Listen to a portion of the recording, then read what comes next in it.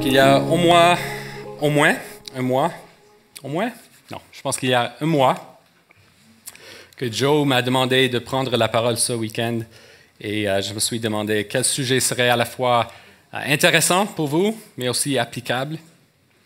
Et je pensais peut-être plus que jamais, à travers les 10 années passées, quelque chose peut-être catalysé par les réseaux sociaux, Instagram, les smartphones, une transformation dans notre culture de devenir comme une culture de l'hyper-glorification de l'individu. Et une façon dont cela se manifeste est que de plus en plus la vérité est devenue subjective. Ce n'est plus la vérité, mais c'est ma vérité, c'est ta vérité, c'est sa vérité. C'est mes émotions, mes désirs qui définissent qui je suis. Dans les sages paroles de Vaiana, est-ce qu'on dit Vaiana en français? Bon. YouTube m'a mal informé. Moana. OK.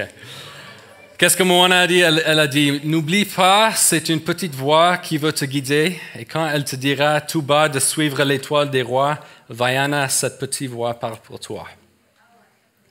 Ou peut-être que tu préfères celle d'Elsa. En anglais même.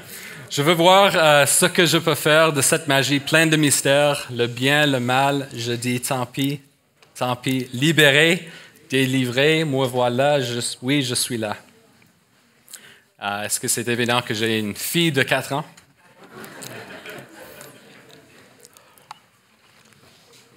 Et plus sérieusement, c'est juste un petit exemple de comment notre contexte culturel essaie de nous faire douter. Douter de quoi? Notre culture est saturée avec des messages comme écouter nos désirs, plutôt que pour nous comme chrétiens d'écouter la parole de Dieu. Écouter et suivre ton cœur, ils disent.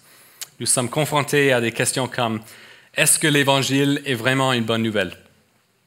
Est-ce que le Dieu de la Bible est vraiment bon? Ou peut-être encore un peu plus loin, est-ce que Dieu existe? Le doute, je crois, est devenu, dans notre contexte, un élément de courage. Et on devrait, selon toi, suivre nos doutes jusqu'à ce que nous deviendrons, dans les mots d'Elsa, libérés, délivrés. Comme le poème Invictus dit, c'est nous qui devrons déterminer notre vérité et notre destin. Je suis le maître de mon destin, je suis le capitaine de mon âme. Ce week-end, nous allons nous plonger dans le sujet du doute. Et plus spécifiquement, qu'est-ce qu'on fait quand nous doutons de notre foi? Et je suis convaincu que quand nous balayons nos doutes sous le tapis, quand on les ignore, ils ne disparaissent pas. Et je crois aussi que Dieu désire nous rencontrer au milieu de nos doutes. Donc, c'est quoi la outline de ce week-end? Ce matin, ensemble, on va regarder c'est quoi le doute, et nous examinerons 2 raisons majeures pour lesquelles beaucoup doutent le foi aujourd'hui et comment l'Évangile répond à ces choses. Et ce soir, on va aller un peu plus loin dans la Bible. Qu'est-ce que la Bible nous dit à propos de la doute? Et est-ce qu'il y a un remède pour le doute? Et finalement, on va regarder ce soir quelques personnages qui ont lutté avec le doute dans leur vie et comment Dieu les a rencontrés dans leur détresse. Sous le nom de christianisme, il me semble qu'il y a 2 pensées extrêmes par rapport au doute. D'un côté, le christianisme progressif, on peut dire, veut s'identifier avec notre culture. Comme on a déjà parlé, et valider tous nos doutes, valider nos émotions et nos désirs. Tout comme bon. Suivez vos doutes là où ils vous mènent. Et on peut toujours réinterpréter la Bible pour qu'elle s'aligne sur nos convictions personnelles. C'est un extrême. L'autre extrême, il y en a ceux dans l'Église même qui pensent que le doute est 100% mauvais. Le fait de se questionner signifie qu'on a un manque de foi. Je vous ai dit que je suis missionnaire auprès des musulmans. Et cet extrême me fait penser à l'islam. Dans l'islam, on doit croire sans questionner. Mon ami, il est un Tunisien, et il avait un ami chrétien qui a commencé à lui parler un peu à propos de Jésus. Et en plus, cet ami lui a montré des contradictions dans le Coran qu'il n'avait jamais vues auparavant. Alors un jour, il a décidé d'entrer dans sa mosquée et a demandé à son imam comment résoudre ces contradictions. Et à sa grande surprise, l'imam a commencé à crier à lui d'arrêter de poser questions. Il ne faut pas questionner Allah. Et avec l'aide de certains d'autres dans la mosquée, l'imam, où Ali a été littéralement rejeté et mis à la porte. Et la dernière chose qu'Ali, quand il m'a raconté cette histoire, la dernière chose qu'il se souvient, c'était qu'il était allongé dans la poussière. Et la dernière chose qu'il se souvenait, c'était ses souliers qui a frappé sur la tête. Parce que quand on entre dans la mosquée, on doit enlever nos souliers. Donc, je ne veux pas que tu finisses comme Ali, dans la poussière avec tes souliers sur la tête. Donc, dans cet extrême qu'on trouve, pas juste peut-être dans l'islam, la raison ou l'intellect est en contradiction avec la foi. On doit rejeter la raison pour qu'on puisse avoir une foi authentique. Peut-être, je ne sais pas, peut-être c'est ton expérience. On voit dans la Bible une approche différente, je crois, de ces deux extrêmes. Une approche qui ne glorifie pas nos doutes, mais qui ne nous oblige pas non plus à les balayer sous le tapis. Et nous allons étudier cette approche ce matin et un peu plus ce soir. Tim Keller, un pasteur de New York, a dit concernant le doute, « Une foi sans quelques doutes est comme un corps humain sans aucun anticorps. Les personnes qui traversent allègrement la vie, trop occupées ou indifférentes pour se poser des questions difficiles sur les raisons de leur foi, se retrouveront sans défense face à l'expérience de la tragédie ou aux questions approfondies d'un sceptique intelligent. » J'imagine que la majorité d'entre vous sont forts dans votre foi, mais je ne veux pas que tu ne m'écoutes pas ce matin à cause de ça, parce que c'est fortement possible que ton ami à côté de toi est en train de lutter avec des doutes. Il faut que cela vous encourage à marcher avec vos frères et vos sœurs dans leurs doutes. C'est bon? Ce matin, on va regarder ensemble deux questions que notre culture nous pose, ou peut-être que nous posons nous-mêmes. Certaines questions qui peuvent nous font douter. Et c'est sûr que je ne vais pas répondre à ces questions d'une manière exhaustive, mais au moins on va regarder un peu comment l'Évangile répond à ces questions. Donc, première question, si Dieu est amour et s'il est en contrôle de tout, pourquoi est-ce qu'il y a tant de souffrance dans le monde? Et si Dieu est amour, pourquoi Dieu me ferait-il ainsi et ne me permettrait-il pas d'être qui je suis? La souffrance peut nous éloigner de Dieu. Si Dieu est amour et s'il est en contrôle de tout, pourquoi est-ce qu'il y a tant de souffrance dans le monde? Récemment, j'ai lu un livre d'un auteur qui s'appelle John Green. Il a raconté une certaine période de sa vie où il a travaillé pendant 6 mois comme aumônier dans un hôpital pour enfants. Et le but de ce stage-là, c'était comme un commencement pour son vie dans le ministère. Il voulait être pasteur. Et une nuit, il a été averti par le département d'urgence qu'un enfant de 3 ans était arrivé avec des graves brûlures. Et malgré la gravité de ces brûlures, il était encore conscient. John racontait comment l'angoisse était écrasante. L'odeur, les cris, la respiration difficile. Et puis quelqu'un a crié « L'aumônier, les parents !» Donc John raconte « J'ai réalisé qu'à côté de moi, les parents du petit garçon criaient en essayant d'être à côté de leur enfant. Mais les médecins et les infirmières avaient besoin d'assez d'espace pour travailler Alors j'ai dû demander aux parents de reculer. Ensuite, je me suis retrouvé dans la salle familiale sans fenêtre du service des urgences. C'était calme, sauf pour les pleurs du couple en face de moi. Ils étaient assis, les coudes sur les genoux. Faiblement, j'ai demandé aux parents s'ils voulaient prier. Et la femme a secoué la tête pour dire non.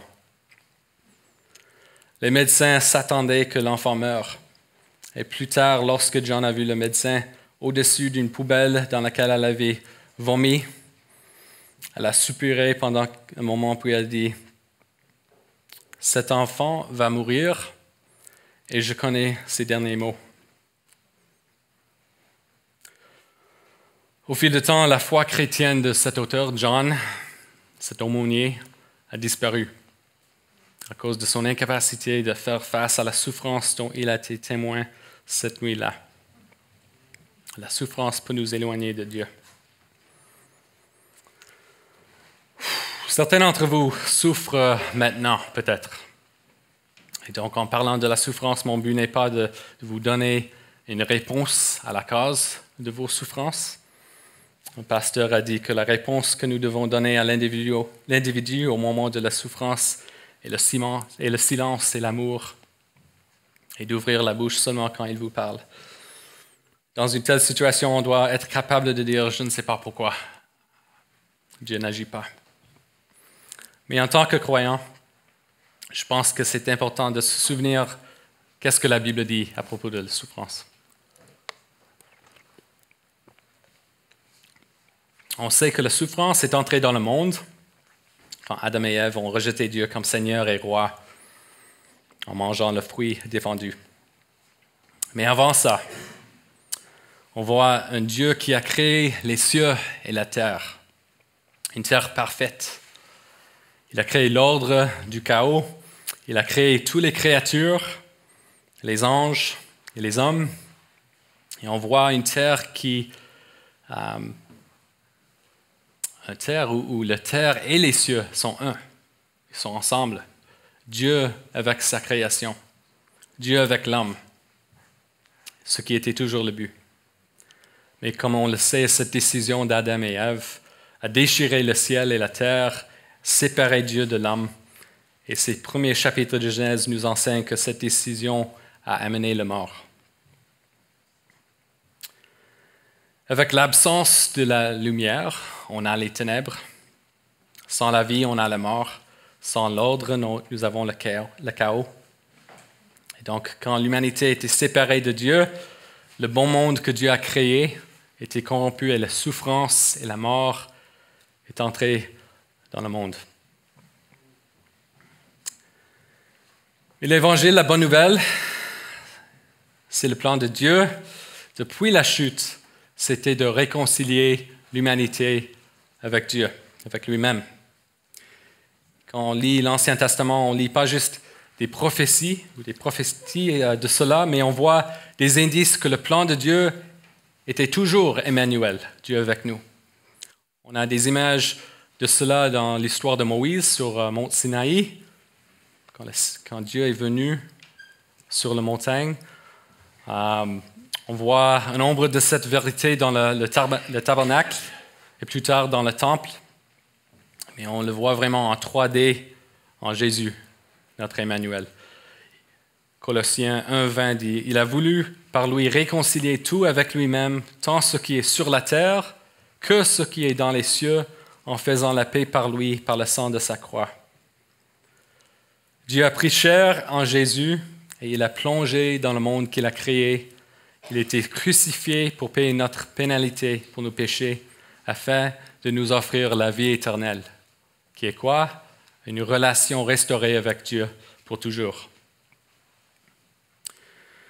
C'est vrai que le chrétien souvent ne peut pas répondre à la question « Pourquoi cette souffrance a-t-elle lieu ?»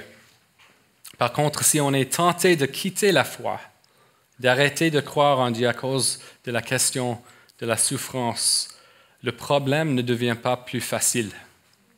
Si on est athée, on n'a même pas une raison de se questionner, parce que la souffrance est intégrée dans une vision du monde basée sur la survie de le plus fort et de la sélection naturelle.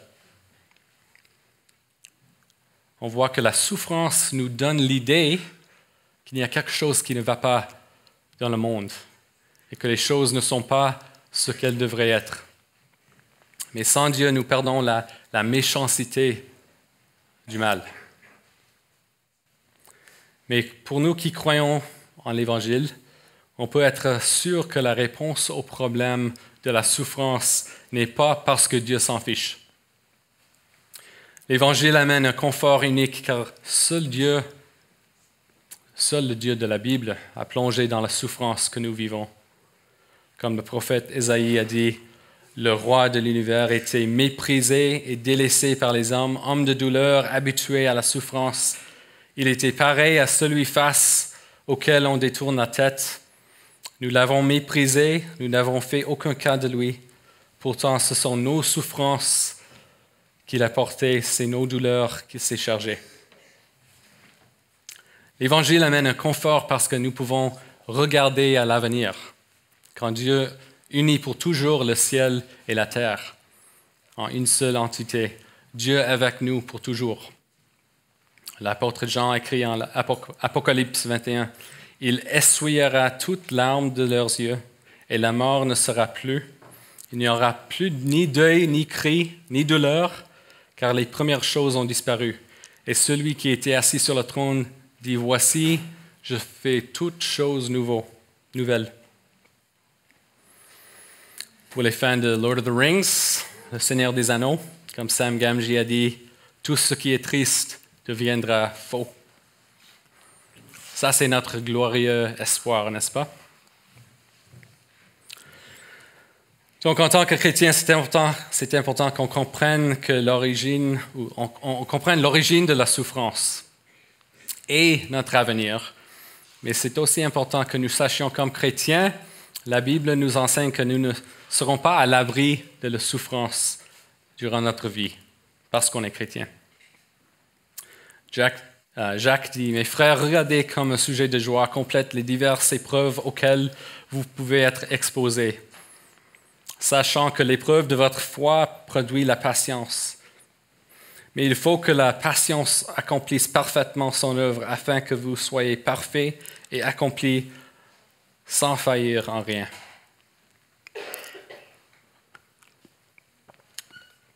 On a un exemple avec l'apôtre Paul qui n'a pas été guéri, afin que Dieu puisse montrer sa puissance,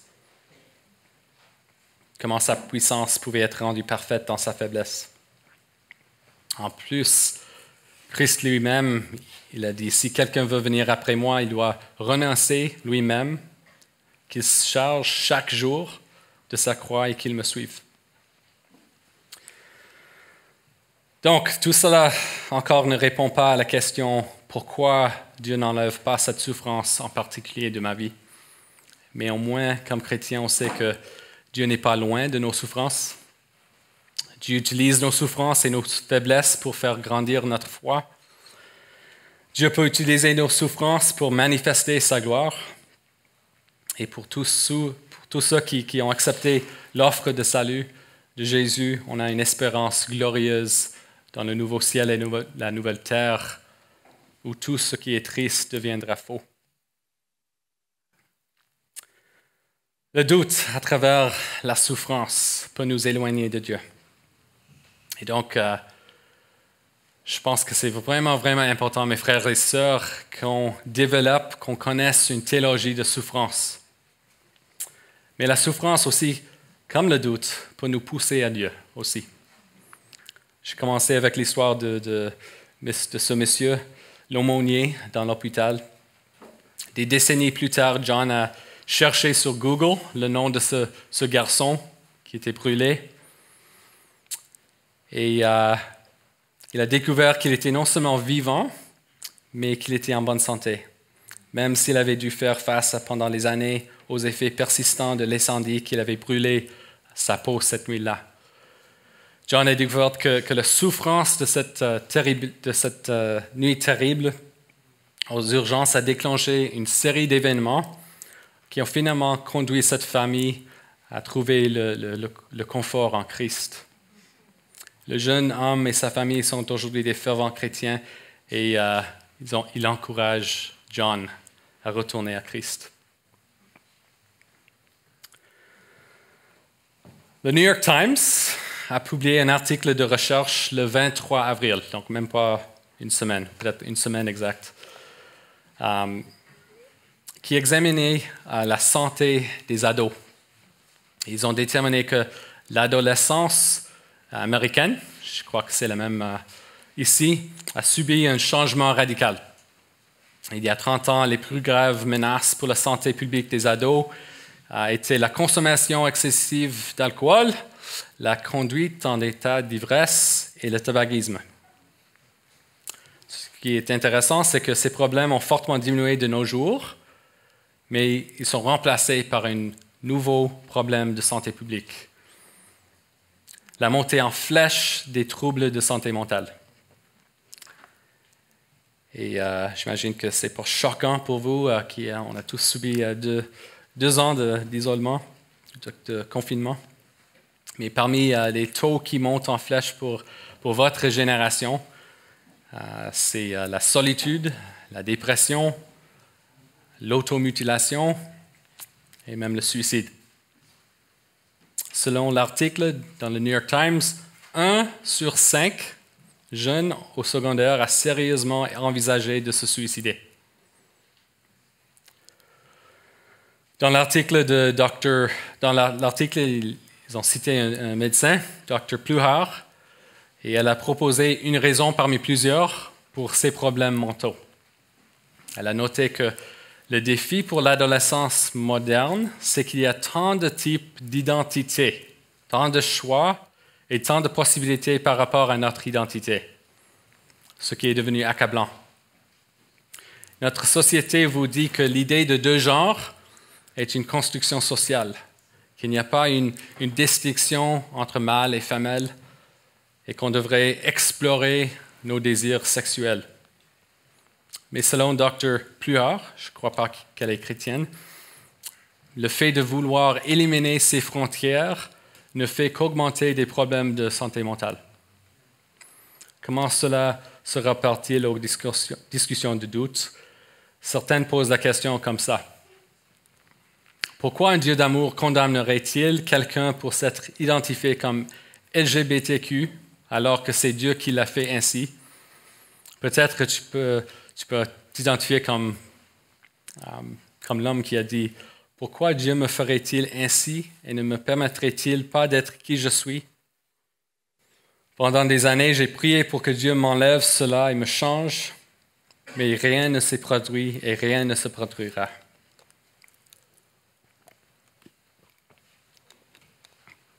Peut-être c'est toi qui luttes avec ces questions. Ou peut-être c'est ton meilleur ami, ou peut-être un membre de ta famille. Et maintenant, tu as commencé à douter. Peut-être ils ont commencé à douter.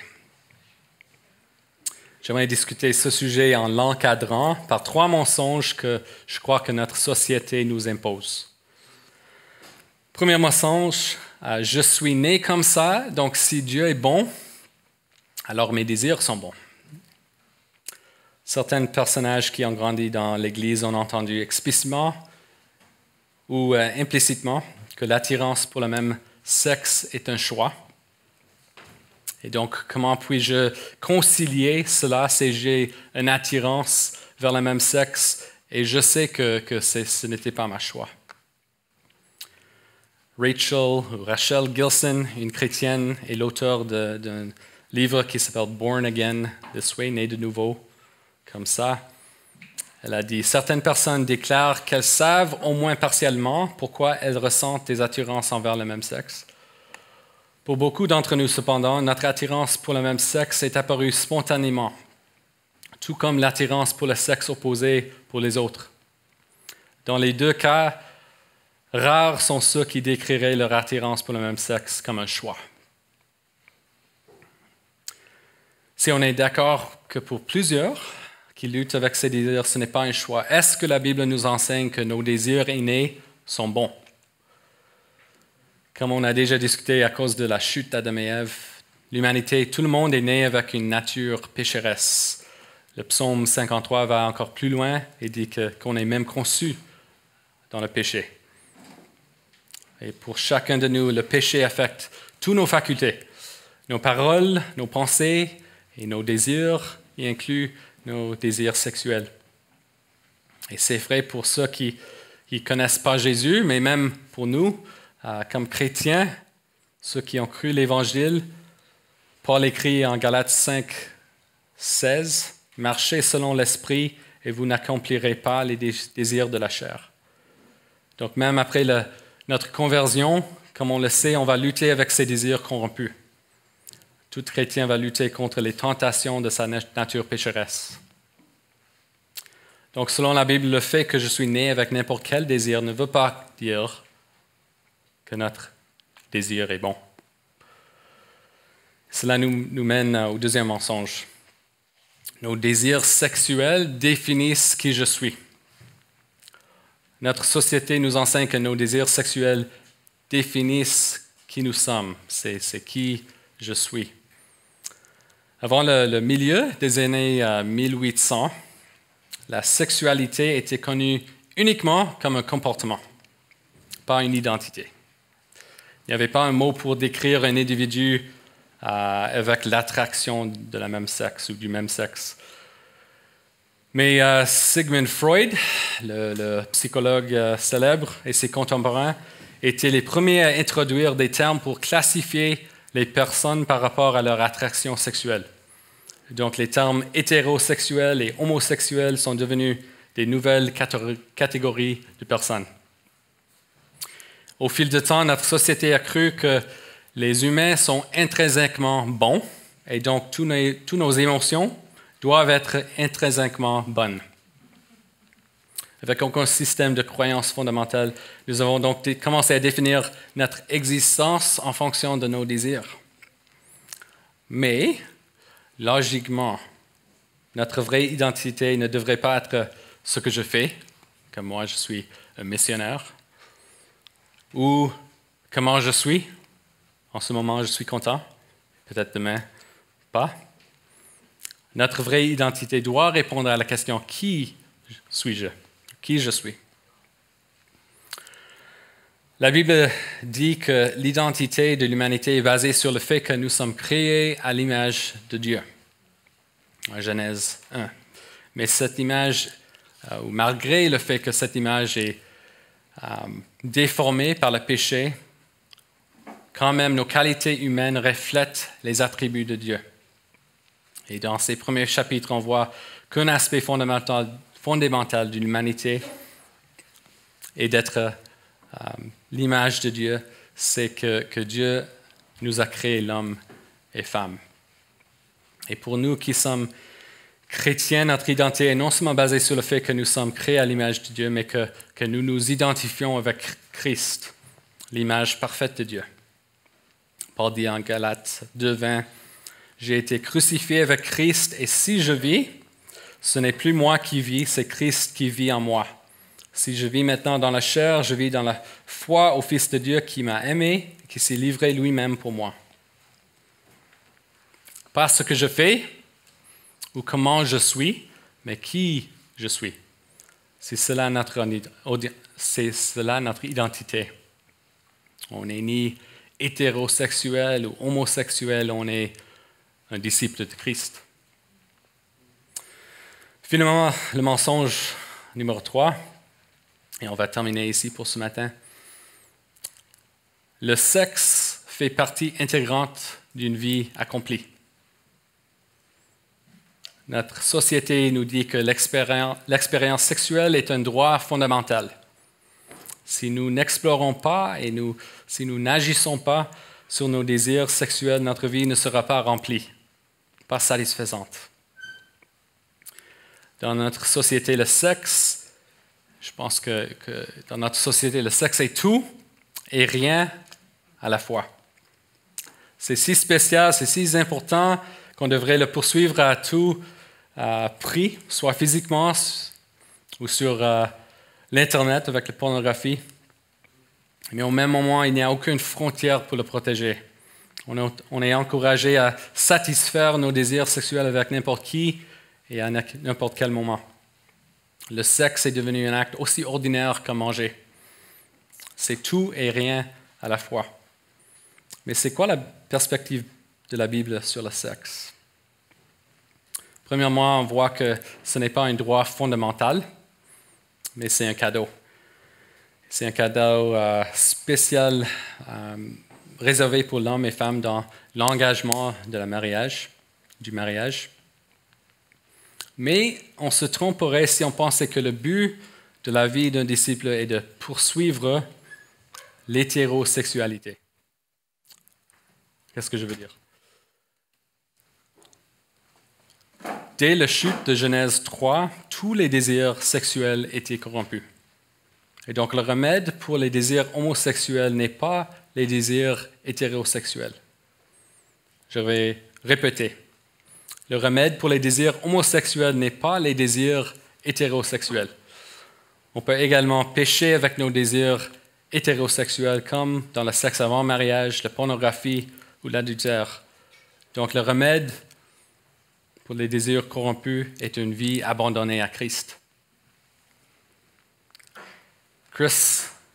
Christopher Yuan, qui s'identifiait comme homosexuel avant qu'il a connu Jésus, a dit dans son livre Holy Sexuality and the Gospel que notre but comme disciples, c'est de devenir saints, de poursuivre Christ à travers une vie célibataire ou dans le mariage.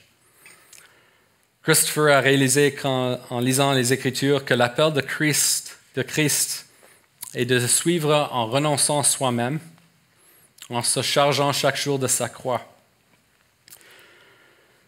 Chris a toujours l'attirance pour le même sexe, dans son cas.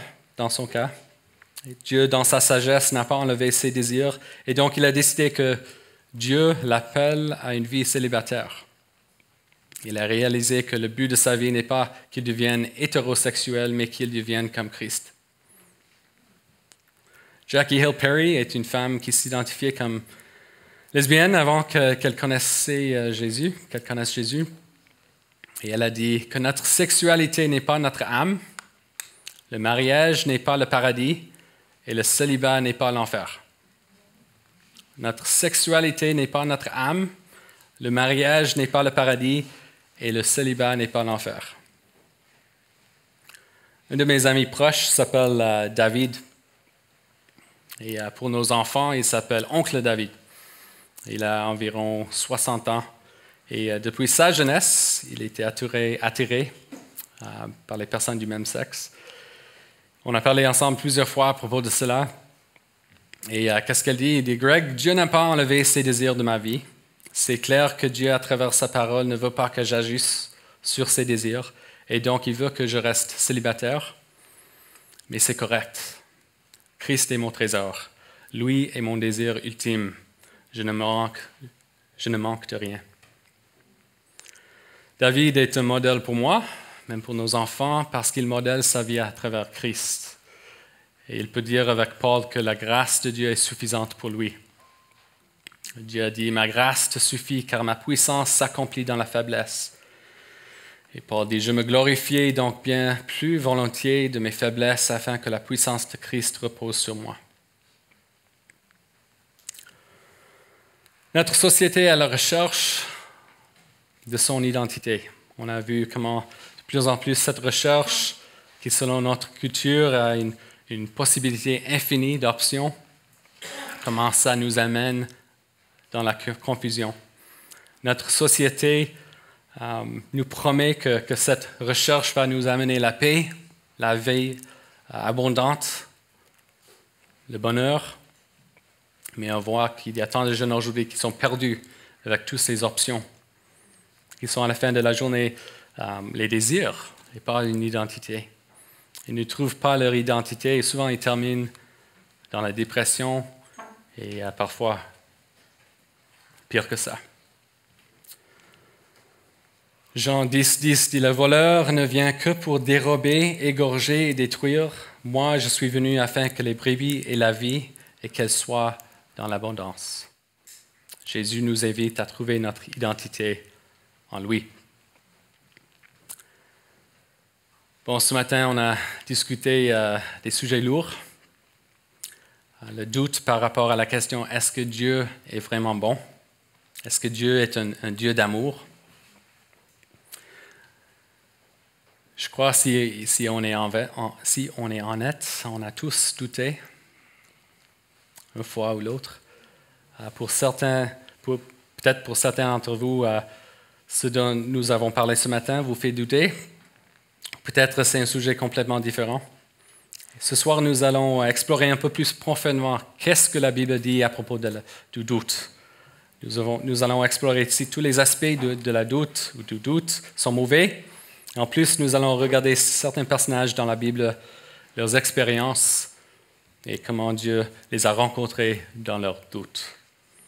Donc, c'est tout pour ce matin, mais je crois qu'on va diviser maintenant en petits groupes. Ou pas maintenant? Samuel dit non. Donc, c'est ça. Donc, on va parler plus ce soir, mais que Dieu te bénisse. Dieu vous bénisse.